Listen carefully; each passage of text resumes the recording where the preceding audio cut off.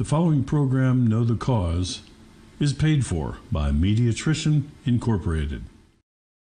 This is a poisonous mushroom mycotoxin, ibotenic acid. They give 50 rats little injections of this, and they all take on the characteristics we see in our loved ones with Alzheimer's disease. Yet not one scientist goes home and says to his wife, "Grandma has Alzheimer's? Hey, guess what And then the next thing that's produced, and the second part of Genesis is light, and light was good. So now we've got the importance of sunlight. The next thing that's mentioned is that God produces dark. So now what have you got? You've got a circadian rhythm. Kaufmann approved recipe. This morning I'm making buckwheat cereal. And as you know, buckwheat is a seed, not wheat, so we can eat this on the Kaufmann One diet. The Great Pretender. Oh, they mimic lung cancer perfectly. It's amazing to me. How do we give mice diabetes? We give them 2 old toxic antibiotics, mycotoxins, and they all get diabetes. And yet we don't understand that that might be producing diabetes. Not a bit. About what would happen if I did inhale that fungus. It got in my lungs, it grew in what we call an aspergilloma, and on x-ray it mimicked cancer perfectly. For the past 45 years, I have dedicated my life and my whole career to finding the root cause of disease. And I now know with certainty that we must play a role in our own health care. I'm a self-care advocate, and you know what? Every time you change your diet for the better, exercise, or swallow a nutritional supplement, so are you. Now welcome to Know the Cause.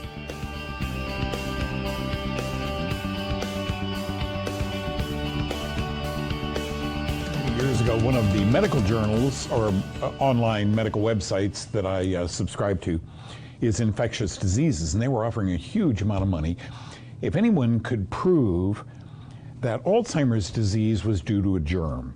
Now, I'm sure 99% of the submitters talked about bacteria or viruses. That's what they teach in medical training. I, on the other hand, wrote mycotoxin-induced neurotoxicity leading to neurological complications. But to make it simple for us, here's what I wrote. Do fungal poisons cause Alzheimer's disease? Now, it was much more technical than this, but here's what I wrote. Many pathogenic disease-causing fungi parasitize we humans and are known to cause human illness. The emerging field of neuroparasitology deals with parasites that control the nervous system of the host.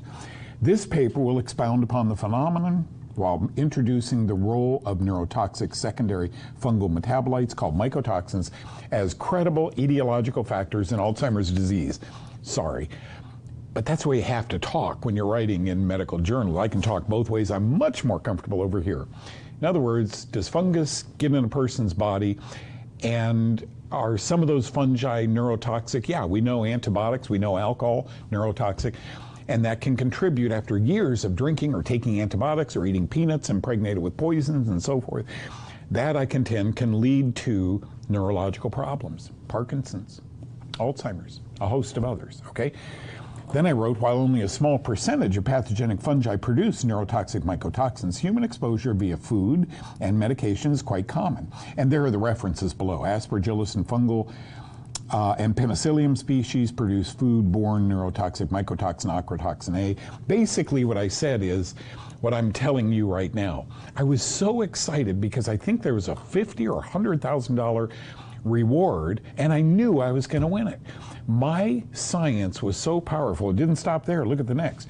Previous studies showed the diversity of microbes isolated from Alzheimer's disease tissues. Number 4 there, scientific reports, while demonstrating that the majority of AD patients have disseminating fungal infections. That comes out of the Journal of Alzheimer's Disease.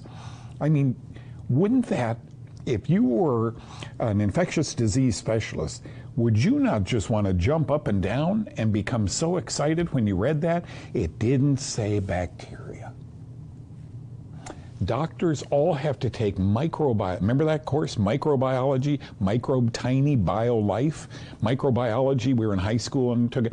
They take years of it with this much bacteriology and this much virology and that much mycology. Itchy skin, ringworm, vaginal yeast, oral thrush, yeast. But could it get in the brain? Let's keep going.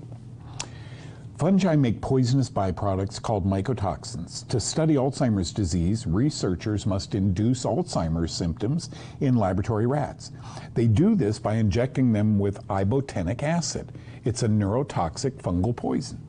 After inoculation, the animals take on the symptom characteristics of Alzheimer's disease. This is a poisonous mushroom mycotoxin, ibotenic acid. They give 50 rats little injections of this, and they all take on the characteristics we see in our loved ones with Alzheimer's disease. Yet not one scientist goes home and says to his wife, "Grandma has Alzheimer's? Hey, guess what I'm doing? Could it be a fungus?" Shh, never brought up. Might fungus cause Alzheimer's disease? In 2015 scientific report, pathologists were asked to perform autopsies on 21 cadavers. Now, I hope you're sitting down. To you and me, this is called a scientific slam dunk. For some reason in medical science, this was swept under the carpet. Of the 21 cadavers, they discovered that 11 had various fungi growing in the central nervous systems and various other tissues in their body, while 10 had no presence of fungal growth. Now look what next. Those 11 all died of Alzheimer's. None of the other 10 died of Alzheimer's disease. Would not one neurologist or infectious disease specialist say, "You got to be kidding me, 100% of 21 patients? Let's study 2,000 patients if it needs be. Let's take 2,000 cadavers with the number of people dying to neurological diseases. We've got an overflow.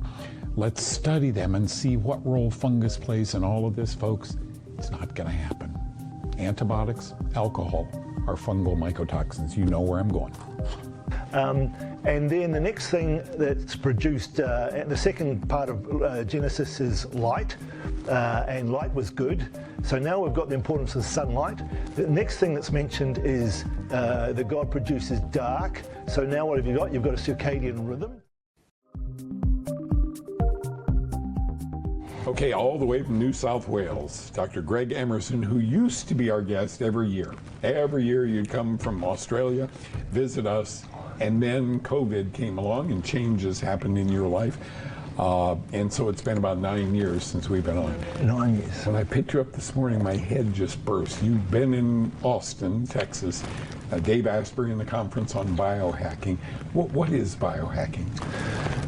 Biohacking, well, I'll tell you what, the easiest way to explain biohacking is talking about the original, the first ever biohacking manual, which you'll like this, and I think your audience will like this because and you and I have had a long discussion about me and changes in my life, and the deeper I go into quantum medicine, the role of the mitochondria and electron transport chains, the less I see that it's actually explained by science. And it can't all be explained, in my opinion, all explained by science, how mitochondria use quantum physics for electron movement and quantum entanglement and quantum tunneling in the mitochondria. We've got quantum computers now, but they need to stay in very cold rooms underground because they're interrupted by noise. And if Elon Musk can't quite get quantum computing right, I'm not sure how mitochondria managed it 5 billion years ago. But the original, I was reading Genesis a few months ago, and you and I've discussed Biblical Genesis. Yes, yeah. yes, and it's interesting because I'm reading it and I'm going, this is page 1 of Genesis is the original biohackers manual, because the first thing that's mentioned in the first sentence is water. And water is obviously, and I find the whole water thing fascinating, that it's indestructible. When you and I go for a swim in the ocean, we're swimming in the same ocean that was here, thousands of years ago, that Jesus went for a swim in. And then the next thing that's produced, the second part of Genesis is light, and light was good. So now we've got the importance of sunlight. The next thing that's mentioned is that God produces dark. So now what have you got? You've got a circadian rhythm, and that's very important in biohacking. Next thing that's mentioned is the earth is created. So now you've got electromagnetic frequencies that come out of the earth, and then The next thing that's produced is food, and you've got nuts and seeds and fruit, so you've got healthy fats. And then the next thing that talks about is seasons. So now we've got water, sunlight, grounding, circadian rhythms, seasons, earthing. And then we get other things to eat in terms of animal foods, and now we've got more healthy fats, which you and I haven't discussed yet, but are the preferred source of energy for the mitochondrial function. So that's biohacking. The trouble is we've come along and changed all that. We've changed the water, we've changed the sunlight. There's even people talking about putting some stuff in the environment now to reduce sun exposure of the earth. That's going to go really well. And then we've got circadian rhythm. We've messed that up with the artificial light. We've got seasons, and travel has changed that. And then we've got grounding, and we'll put shoes on, and so we're not connected with the earth anymore. So biohacking is about, we can't change the world we live in that much, but how do we get back to the original principles of good health, which was light, water, earth, good healthy foods, seasons, local food. I've never heard it put that eloquently. In other words, the first biohacking manual was Genesis. 100%. And it makes sense. 100%, that's true. Greg, when you do all your studies, when was it that you realized the science can't explain this, but God does?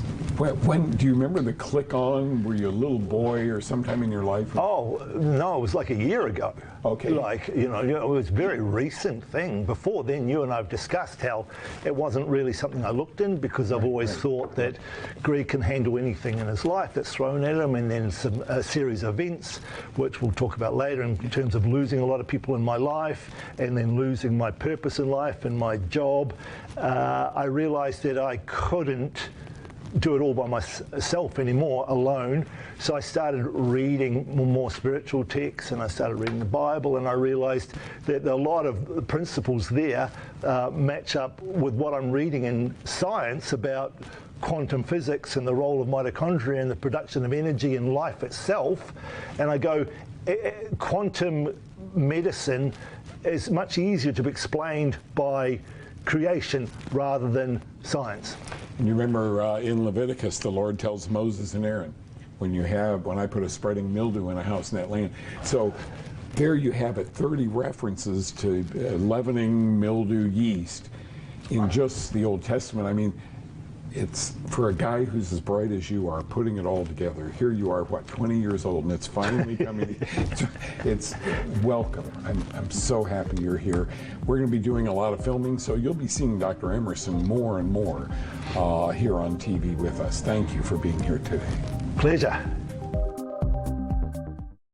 Hi everybody, I'm Erin with Eat, Pray, Get Well. Welcome to my kitchen, and I'm back with another Kaufmann approved recipe. This morning I'm making buckwheat cereal, and as you know, buckwheat is a seed, not wheat, so we can eat this on the Kaufmann One diet. So I'm going to prepare it just like the box says. I'm going to boil it, and then I'm going to add a lot of healthy antifungal ingredients. We have some coconut milk here.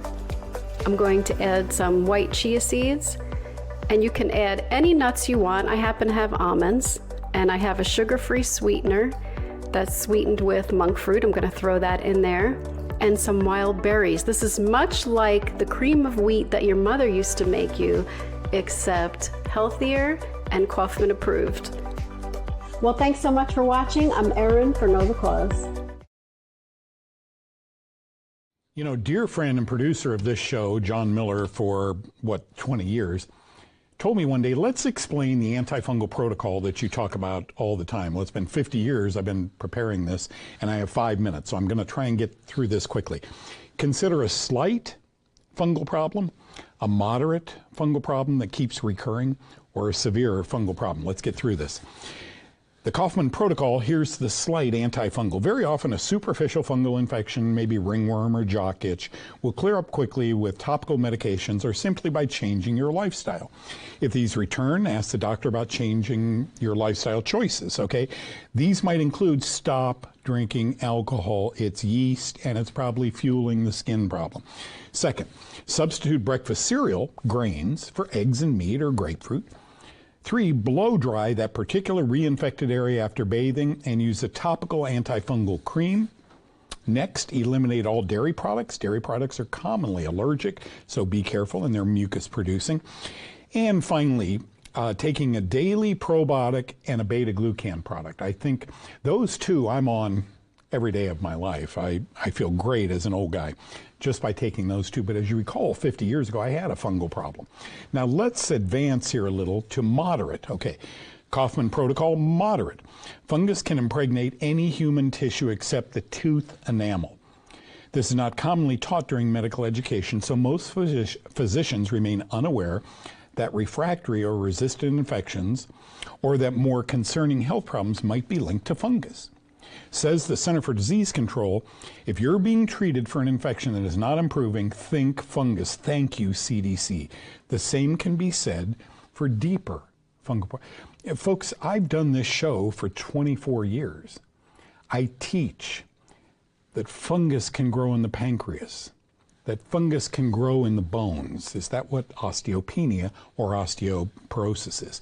That fungus has been found in many, many cancer tumors, thousands of them. Okay? Does your doctor know that? Mycotoxins are poisons produced by certain fungi. We are commonly exposed to them. And this is Dr. Ruth Etzel, who I interviewed years ago, wonderful woman, smart woman. Diseases associated with exposure to mycotoxins is known as the great masquerader of the 21st century because of its complexity and its natural history of involving different tissues that resemble different diseases at each stage of its evolution. She's calling mycotoxicoses the great pretender. Oh, they mimic lung cancer perfectly. It's amazing to me. How do we give mice diabetes? We give them 2 old toxic antibiotics, mycotoxins, and they all get diabetes. And yet we don't understand that that might be producing diabetes in we humans. There's a void there somewhere. Now here again, here's the moderate protocol. Mycotoxins are also known to cause many symptoms, yet unfortunately doctors aren't trained to recognize them. From inflammation to fungal prostatitis to cancer, if you had excess exposure to molds, including indoor molds, share this with your doctor. I have written a 2-page summary on the fungal disorders and medications that may treat them on my website, which is knowthecause.com. Go to the link up at the top, Getting Started. Then drop down to the bottom one, and it says Doctor's Fungal Protocol. Feel free to print these pages off, take them to your doctor if you suspect that your illness might be linked to fungus. Yours free. Print them off, take them to the doctor. It explains what I'm now explaining to you. Kaufmann Antifungal Protocol. Number 1, fungi thrive on carbohydrates. Stop feeding them. Grains, starches like rice and potatoes, stop feeding them. Your doctor may prescribe an antifungal drug. Ask if you can also take psyllium powder. It absorbs mycotoxins in the gut before bed each night. A good probiotic at least once daily and an immune modulator like beta-glucan every day. If your doctor won't prescribe an antifungal drug, ask if you can follow the Kaufmann diet and begin taking natural supplements like caprylic acid after breakfast and omega-3 fish oil after dinner for a few weeks and report changes back to your doctor. Please always get your doctor's permission before beginning an antifungal protocol. Okay? And then for those of you who have severe fungi, if they're not caught in time, and the Center for Disease Control teaches us this, they will progress. The fungus will keep eating away and inducing inflammation, and we get sore and we get tired and we get depressed. The Kaufmann protocol for severe problems. Severe advanced fungal diseases have high mortality rates, often due to rapid fungal dissemination. These are called systemic mycoses, and they can affect many different tissues. Many COVID autopsies have discovered fungal growth. When 17,000 cancer samples were tested for fungus, 35 different cancers had fungus in them. Alzheimer's autopsies have discovered fungus in the brains and other tissues. Toenail prescription drug Sporanox is now approved for cancer. And just my last graphic, if I could. If your doctor has exhausted all he knows to do to help you, please inquire about treatment. This is called a systemic mycosis, or mycoses is plural. tell him or her a mold exposure that you might have had. If he or she confirms you have this condition, prescriptive antifungal drugs like Sporanox and Nystatin and Diflucan will likely be used, and these could be life-saving to you. Keep that in mind, folks. When all else fails, it's sad to say this, it should be think fungus first. But when all other approaches fail, 2 words, and the Center for Disease Control is directing doctors to do this, and us. Those 2 words, think fungus. Hope that helps. Fungi thrive on carbohydrates, and they don't care if it comes from a potato, from rice, from corn, from cereal. It's not the fungus, the mold you see growing in the bathroom around the tub. It's when we inhale that mold and it begins living as a parasite. We call it a symbiont. It can get along with our human cells. Once it does, it needs to be stopped. We call that fungistatic. It needs to be killed. We call that fungicidal. And it needs to be starved. I don't think a lot of oncologists understand this. There's probably 100, 4 years ago, we had a new viral disease fall upon us, so there's probably 200 antivirals that they study in medical school. Not a bit. About what would happen if I did inhale that fungus. It got in my lungs. It grew in what we call an aspergilloma, and on X-ray, it mimicked cancer perfectly.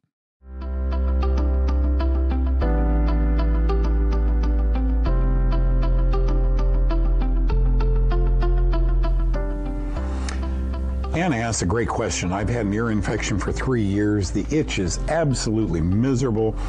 No antibiotic or ear drops have worked. Can you help me? When all else fails, do what the Center for Disease Control right here in the U.S. has said for the past 5 years. 2 words. Think fungus. Why our doctors don't do this, I have no idea. But if my infection isn't responding to an antibiotic, I'm not blaming the antibiotic. I'm blaming the infection. It's not bacterial. The ear canal is the perfect environment to grow mold in. Why? You ever taken a shower or a bath? You ever swam in a pool? Once this gets wet, it's 98.6 degrees down here. And mold grows very readily. And think about this, the 4th most common crop that's impregnated with mold. We got corn and wheat and peanuts. The 4th or 5th is cotton. I'm guilty too. A Q-tip. What if I scratch and leave a little opening and then put a Q-tip, now this would be very rare, with a mold impregnated Q-tip in my ear? Folks, we have to start thinking, if an antibiotic doesn't cure a problem, the problem isn't bacterial. This is what doctors don't learn in medical training. Backup plan, do what the Center for Disease Control said to do, Anna, and that is to think fungus. I would look for an antifungal cream that can be put in that ear, ask the doctor, and see if that doesn't clear it up in a few days. I hope that helps.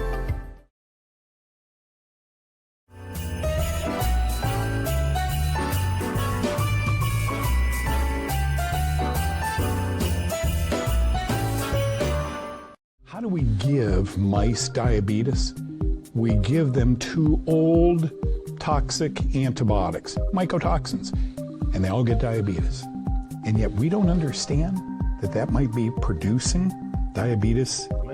And then the next thing that's produced, and the second part of Genesis is light, and light was good.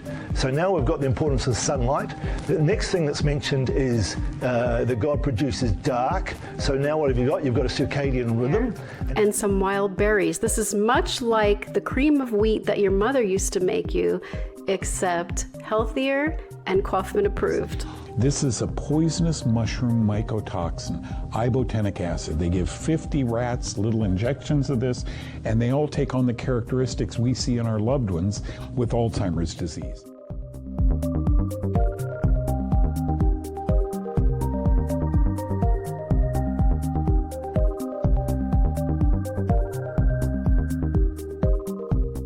The preceding program, Know the Cause, was paid for by Mediatrition Incorporated.